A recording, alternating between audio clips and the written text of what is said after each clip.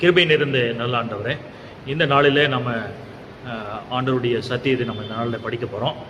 விசேஷமாக ஆண்டவருடைய நாமம் மகிமை அடைவதாக. இந்த நாளில் நம்ம என்ன பார்க்க போகிறோம் அப்படின்னா, யூதாஸினுடைய மரணம். யூதாஸ் எப்படி இறந்தாங்க அப்படின்ட்டு பார்க்க போகிறோம். ரெண்டு இடத்துல யூதாஸினுடைய மரணத்தை குறித்து சொல்லப்படுது. ஒன்று மத்தேயு 27 5வது வசனத்தை வாசிங்கனாக்கா, அப்பொழுது அந்த வெள்ளிக்காசை தேவாலயத்தில் எறிந்துவிட்டு புறப்பட்டு போய் 4 கொண்டு செத்தான் அப்படின்ட்டு மத்தேயு 27:5 வாசிக்கிறோம். அப்போஸ்தலர் 1 வசனத்தை வாசிக்கும் போது, தலைகளாக விழுந்தான், அவன் வயிறு வெடித்து குடல்கள் எல்லாம் சரிந்து போயிற்று. சபை ரெண்டுத்துக்குமே வித்தியாசம் இருக்கிறத நம்ம பார்க்குறோம். அப்படின்னா யூதாஸ் காரியத்து எப்படி இறந்தாங்க அப்படின்னு சொல்லி பார்க்கும்போது, இங்கே பார்த்தீங்கன்னா அப்போஸ்தலர் 1:18 படிக்கும்போது, தலைகளாக விழுந்தான் அப்படின்னா, இப்போ நீங்கள் விழுந்தான் அப்படின்னு சொல்லும்போது ஒன்று எங்கேயாவது ஏறி இருந்து விழுந்திருக்கணும் இல்லைங்களா? ஸோ அப்போ விழுந்தான் அப்படின்றத நம்ம எப்படி புரிஞ்சுக்கலாம் அப்படின்னு சொல்லி பார்க்கணும். ரெண்டாவது, வயிறு வெடித்து குடல்கள் எல்லாம் சரிந்து போயிடுச்சு. அப்போ கீழே விழுந்தா ஒரு மனுஷனுக்கு வயிறு வெடிக்க வாய்ப்பு இல்லை, குடல்கள் சரியறதுக்கு வாய்ப்பு இல்லை. அப்போ யூதாஸ் எப்படி இறந்தாங்க? இப்போ ரெண்டு வசனத்தையும் நீங்கள் ஒப்பிட்டு பார்க்கும்போது, முதல் மத்தேயு 27 5வது வசனத்தை வாசிக்கும் போது, வெள்ளிக்காசை தேவாலயத்தில் எரிஞ்சிட்டு போய் அவங்க என்ன சொன்னான், 4 கொண்டு செத்தான். அப்படின்னா ஒரு மரத்தின் மேலே ஏறி அதில் தூக்கு போட்டு இறந்துருக்கான். சரிங்களா? அப்போ அங்கிருந்து அவன் என்ன செய்கிறான், கிளை உடைந்து கீழே விழும்போது தலைகளாக அவன் விழுந்தான். அவங்க விழுந்த மாத்திரத்தில் அவனுடைய குடல்கள் எல்லாம் சரிந்தது, வயிறு வெடித்தது என்று சொல்லி நாம் புரிஞ்சுக்கலாம். ஸோ அப்போ யூதாஸினுடைய மரணம் இப்படியாக இருக்கிறது அப்படின்னு பார்க்குறோம். சார் அதே போல அவன் இந்த வேலையை செய்ததற்கு முன்னாடி லூக்கா 22 3வது வசனத்தை வாசிக்கும் போது, யூதாஸுக்குள் சாத்தான் புகுந்தான் அப்படின்ட்டு பார்க்குறோம். யூதாஸுக்குள்ள என்ன செஞ்சான்னா சாத்தான் புகுந்தான் அப்படின்ட்டு பார்க்குறோம். சரி, இப்போ இன்னொரு பிரச்சனை இருக்கு. என்ன அப்படின்னா, மத்தேயு 27 6 8 வசனங்களை நீங்க வாசி பார்த்தீங்கன்னாக்கா, அவனாலே நிலம் வாங்கப்பட்டது அப்படின்ட்டு அங்க வருது.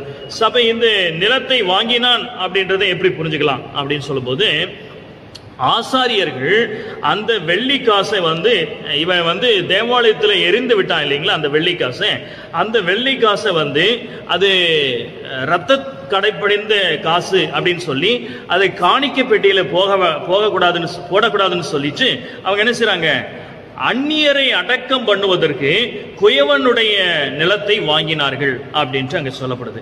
சபை இங்கே அந்நியர்களுடைய நிலத்தை வாங்குறதுக்கு எந்த காசை பயன்படுத்தி இருக்கிறாங்க?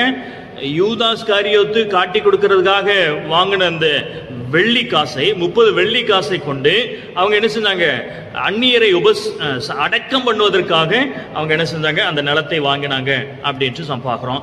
அது ரத்த நிலம் எனப்பட்டது அப்படின்ட்டு பார்க்குறோம். சபை இந்த இடத்துல அவன் வாங்கினான் அப்படின்னு சொல்லும்போது இங்க நம்ம எப்படி புரிஞ்சுக்கலாம் அப்படின்னு சொன்னா, அந்த அநீதத்தினாலே செய்யப்பட்ட கூலி, அநீதம் பண்ணி அதனால செய்யப்பட்ட கூலியினாலே அவன் என்ன செஞ்சான், இந்த 30 வெள்ளி காசை வாங்கினான் அப்படின்ட்டு நம்ம பார்க்குறோம். அந்த வாங்கின அந்த வெள்ளிக்காசு அவனுக்கு பயன்பட்டதா அப்படின்னு சொன்னா, அந்த வெள்ளிக்காசும் அவனுக்கு பயன்படலை. அந்த காசை கொண்டு வாங்கின நிலத்தையும் அவன் என்ன செய்யப்படல, பயன்படுத்த முடியாம போயிட்டான் அப்படின்ட்டு நம்ம பார்க்குறோம். அப்ப அனிதம் செய்து வந்த கூலியினாலே, அந்த வெள்ளிக்காசினாலே அந்த நிலம் வாங்கப்பட்டது. இன்னைக்கு அது என்ன சொல்லப்படுது, ரத்த நிலம். இன்றைக்கு கால வரைக்கும் ரத்த நிலம் என்று சொல்லி சொல்லப்படுது.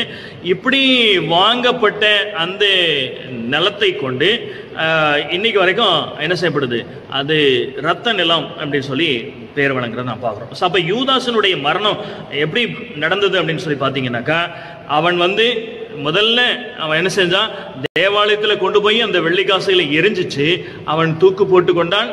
அங்கிருந்து விழுந்த போதுதான் அவன் தலைகளாக விழுந்தான். உயரத்திலிருந்து விழுந்த போது தலைகளாக விழுறான். விழும்போது அவனுடைய சரீரம் என்ன செய்யப்படுது, அவன் குடலெல்லாம் சரிந்து போகுது. மேல இருந்து விழுந்தோம்னா குடலெல்லாம் வெடிச்சு சிதறி அவன் மரித்தான் என்று சொல்லி நாம் பார்க்கணும். அதனால வேதாகமத்தை நம்ம தெளிவா படிக்கும்போது ஒருபோதும் வேதாகமம் முரண்பாடு இருக்காது.